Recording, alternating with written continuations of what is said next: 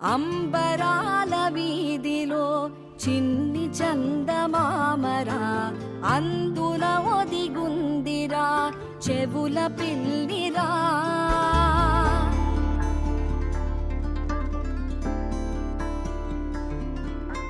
నీడ నీలి దీవిలో నీటి మీద మెరిసెరా, ఆ వెన్నెల కాంతిలో కూర్మముందిరా.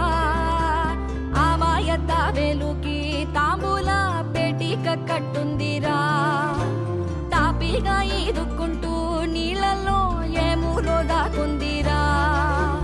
తారలాంటి ఆకారం తాళమే దానికి వేసుందిరా, లెక్కనే పెట్టలేని ఒక్కలే అందులో ఉన్నాయిరా.